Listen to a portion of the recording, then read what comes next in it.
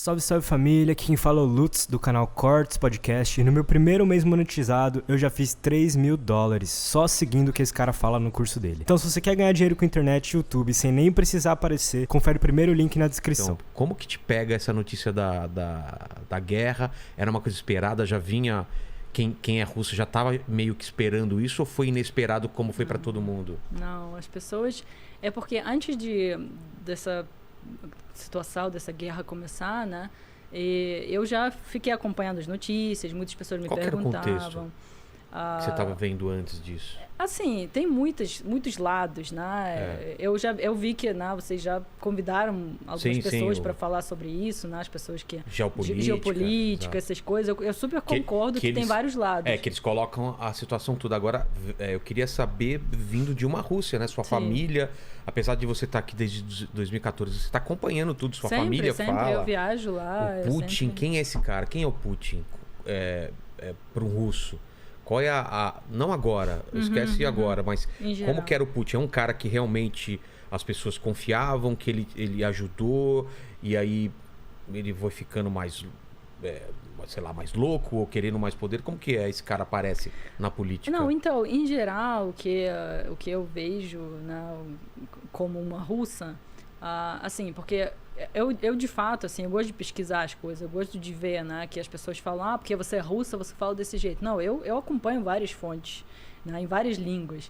E, como eu já falei, a época 90 na Rússia foi muito difícil. Foi a época de transição. Foi época terrível. Quebrando, inflação alta, a máfia russa dominando. Muito difícil para as pessoas. Então, Putin chegou nessa época para a Rússia, né? Ele se tornou presidente, né, nos anos 2000 e ele de fato assim... Qual que era o discurso dele assim? Era de reconstrução? De reconstrução, de estabilidade e tal, e as pessoas, principalmente a geração da minha mãe, né, imagina, você vive estável, né? Tudo bem, você não tem muita coisa, mas você está estável, aí de repente a sua vida vira de cabeça para baixo. Tudo, assim, um caos muito difícil. E minha mãe conta as coisas muito difíceis dos anos 90. Assim, muita criminalidade. Naquela época, todos os russos começaram a colocar portas de ferro. Até hoje a gente tem... Não tinha antes disso? Não, as pessoas falavam que nem fechava a porta. Começou a colocar portão, começou interfone, arma essas também. Coisas, tudo. Sim, muitas pessoas começaram a ter arma, e aí, né, jogo de poder, máfia, essas coisas, era uma coisa complicada. E aí ele chegou justamente para meio que dar estabilidade, devolver estabilidade, e de fato, eu acredito que ele conseguiu. Porque hoje em dia, na questão de criminalidade, né, porque as pessoas, às vezes eu falo que a Rússia é um país seguro, as pessoas começam a falar, claro, e para o LGBT, claro, e para a mulher. Eu não sei, na questão de questões? Criminalidade. Mas essas questões, como que são? Essas questões, comparando com o Brasil, obviamente, são questões bem mais complicadas. Mas o cara pode se declarar gay lá ou tem que ser mais contido? Não. Infelizmente, a gente tem ainda... A Rússia é um país muito conservador, sempre foi. E mais machista, você acha ou não? Mais machista, não sei. Mas aqui... porque aqui, por exemplo, tem mais leis que protegem a mulher. Tem a Lei da Penha, né, que protege mais mulher. Lá, eu não sei se os homens são mais machistas na Rússia, de fato, ou é porque lá tem menos proteção. Entendi.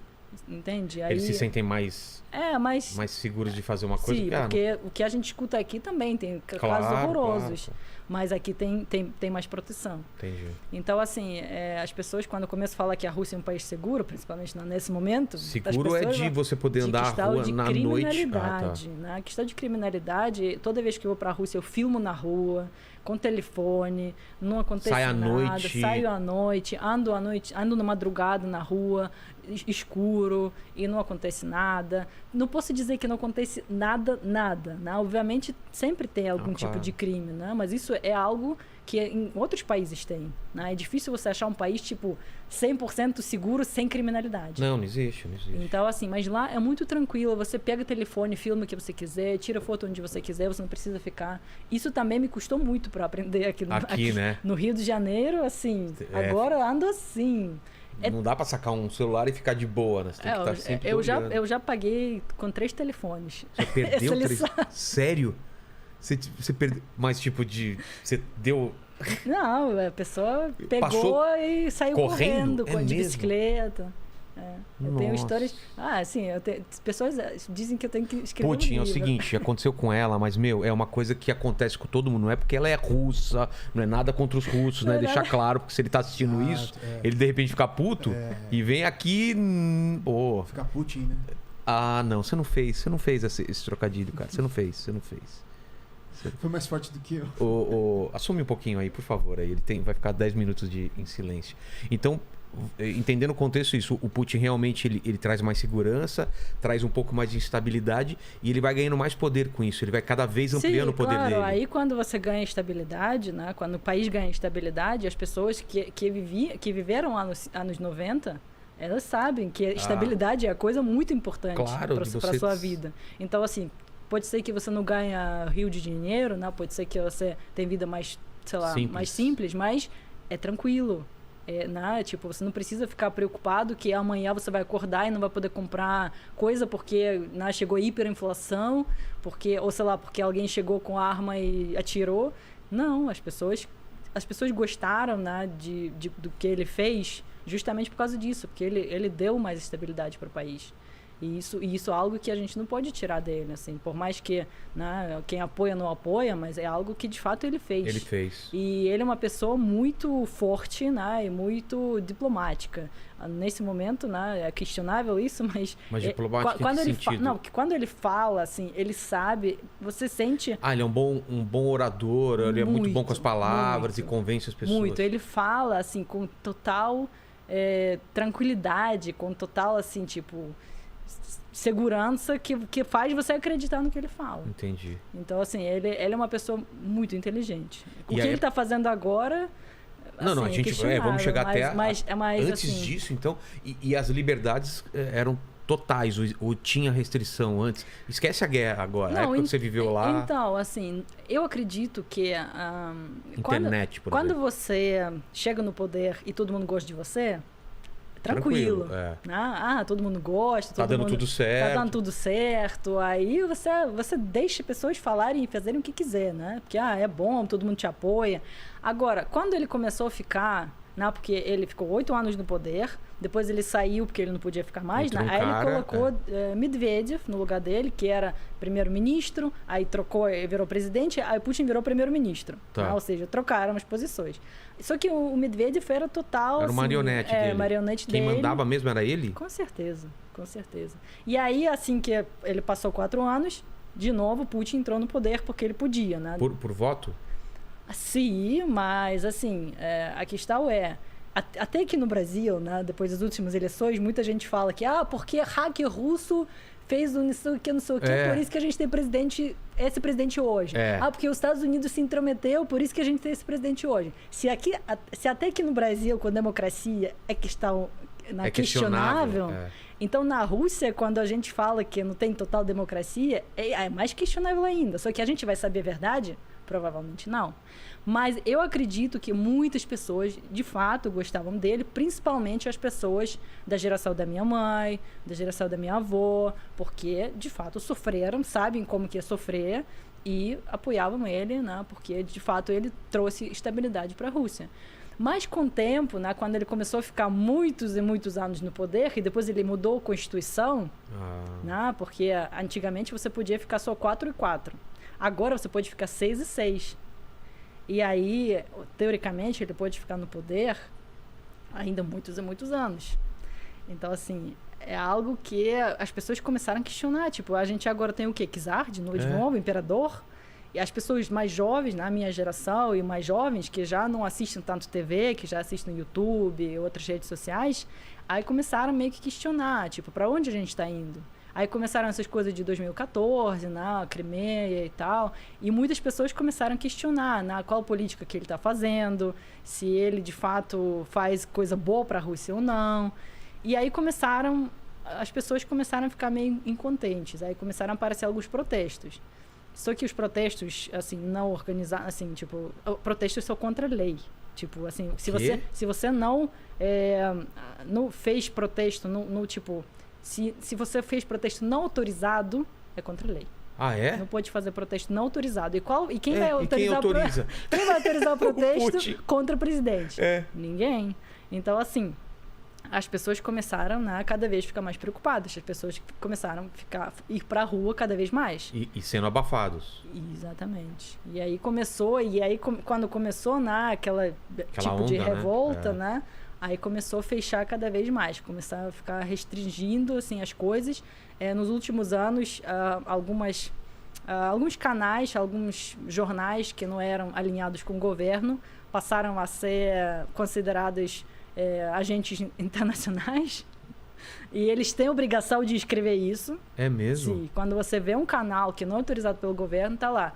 Esse canal é considerado pelo governo russo como um agente internacional. Tem obrigação de escrever isso. O quê?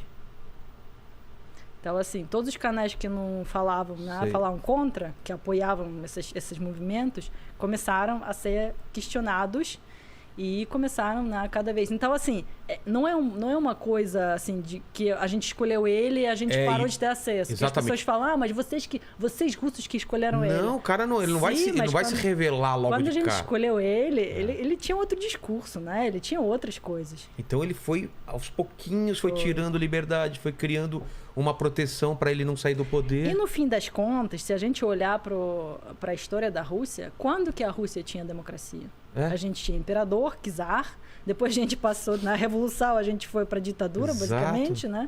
E depois, caos dos anos 90, foi o único momento que a gente tinha uma democracia, mas era um caos total.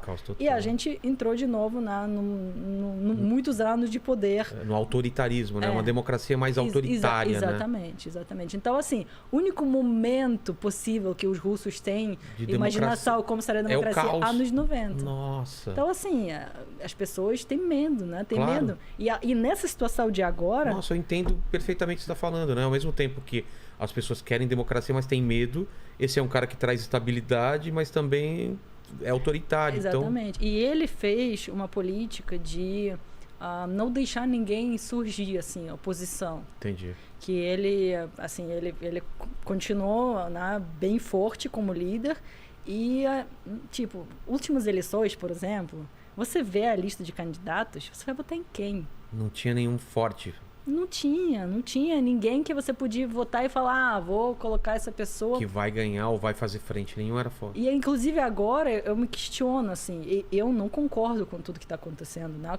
Com as decisões dele, porque acho que no mundo civilizado, né? Por mais que as pessoas, mas o OTAN, mas os Estados Unidos, mas é isso, mas aquilo... Eu entendo todos os lados, né? Que as pessoas falam que você se vendeu para o OTAN. Falam isso de você? Falam, porque eu falo que não apoio as decisões do presidente.